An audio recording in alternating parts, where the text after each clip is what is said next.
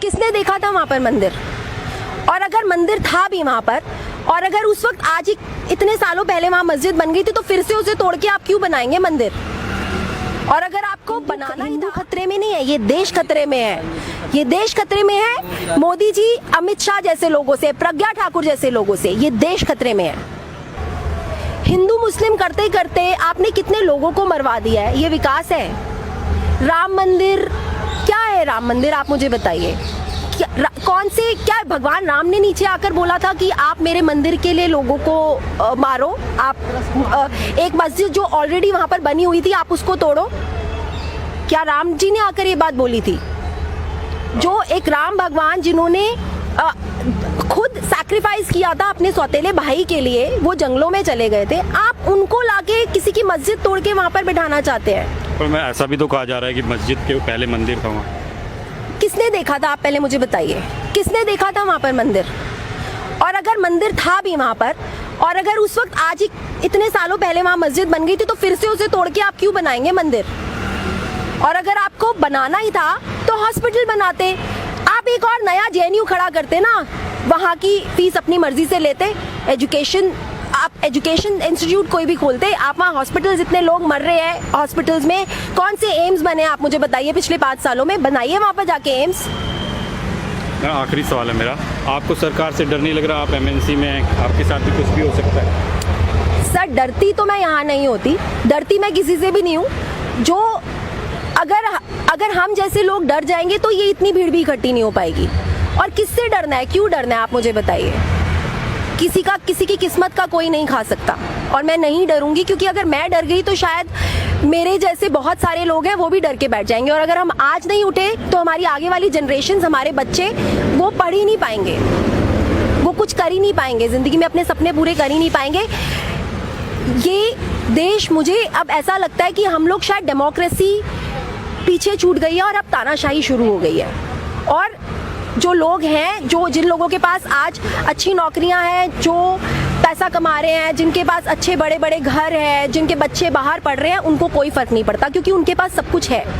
फर्क पड़ता है उन लोगों को जिन लोगों की नौकरियां जा रही हैं, फर्क पड़ता है उन लोगों को जिनके बच्चों के पास खाने के लिए पैसे नहीं है, पढ़ने के लिए, जो एक उनको उम्मीद थी कि जेएनयू जैसी यूनिवर्सिटी में वो अपने बच्चों को पढ़ा के कम से कम उनके बच्चे आगे बढ़ के घर चला पाएंगे, वो तो उनसे वो हक भी छीन रहे हैं। तो आप क्या चाहते हैं कि बस यहाँ पर चारों तरफ देश में जियो, अंबानी, अदानी, बस ये चलता रहे? यहाँ जियो यूनिवर्सिटी लाना चाहते हैं जेएनयू हटा के। यहाँ पर आपका बीजेपी आईटी सेल क्या फैला रहा है लोगों के बीच में? जेएनयू बंद होना चाहिए। क्यों जेएनयू बंद होना चाहिए? किसी के बाप का नहीं है जेएनयू, और ना ही जेएनयू बीजेपी ने खड़ा किया था, ना मोदी जी ने खड़ा किया था जेएनयू।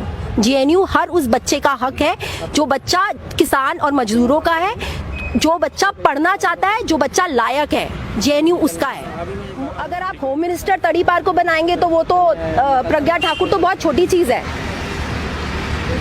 अगर आज हमारी कंट्री आपने पूरी उस आदमी के हाथ में दे दी है जिसके बारे में सबको पता है कि गुजरात में उसने रॉयट्स कराए थे, गुजरात में उसने लोगों को मरवाया था, आज आपने पूरी होम मिनिस्ट्री उसको दे दी है, तो प्रज्ञा ठाकुर, उसके ऊपर तो सिर्फ एक टेररिज्म का केस चल रहा है, उसके ऊपर से उनको केस हटवाना भी तो है, तभी तो हटेगा, इसीलिए तो लाया गया उसको। देश में आप मुझे बताइए ना, फिर हिंदू राष्ट्र बनेगा कैसे? हिंदू राष्ट्र बनाने के लिए ऐसे लोगों दिक्कत क्या है हिंदू राष्ट्र से? सर आप मुझे बताइए, हमारा देश क्या कहा जाता था उसको? धर्म निरपेक्ष, सेक्युलरिज्म। हमारा संविधान हमें सेक्युलरिज्म सिखाता है, हमें हमारा देश, और हमारे देश की ब्यूटी यही थी कि डाइवर्सिटी है हमारे देश में। आप मुझे बताइए, हम क्यों किसी भी इंसान को हिंदू, मुस्लिम, सिख, ईसाई के तरह से देखते हैं? क्यों हम उसे इंसान की तरह नहीं देख सकते? मुझे नहीं पता कि आपका क्या धर्म है, मैं आपसे बात कर रही हूँ तो क्या मैं ये सोच के बात कर रही हूँ कि आप हिंदू हैं, मैं हिंदू हूँ तो मैं इसलिए आपसे बात करूंगी, या ये मुसलमान है तो मैं इससे बात नहीं करूंगी? क्या होता है धर्म, आप मुझे बताइए सर। धर्म सिर्फ एक चॉइस है। आप अल्लाह को फॉलो करना चाहते हैं, आप खुशी से अल्लाह को फॉलो करो। मैं राम को फॉलो करना चाहती हूँ, मैं राम को फॉलो करूंगी। आप गुरुद्वारे को फॉलो करना चाहते हैं, आप गुरुद्वारे जाइए। उसमें आप मुझे बताइए, उसमें किसी को भी इस चीज से कोई प्रॉब्लम नहीं होनी चाहिए।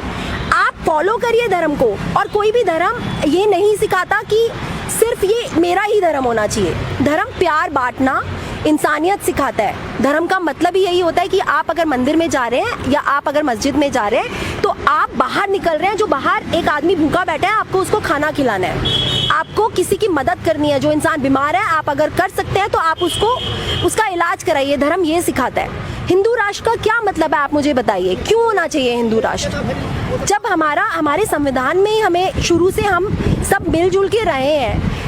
हम जब पार्टीशन के बाद यहाँ पर पहले से ये तय हो गया था। मैम हिंदू तो खतरे में, किससे खतरे में आप ये बताइए? हिंदू खतरे में है किससे? माइनॉरिटी से, जिन बेचारों को तुम सड़कों पे सिर्फ इसलिए मार देते हो कि वो जय श्री राम नहीं बोल रहे, उनसे खतरे में है हिंदू? या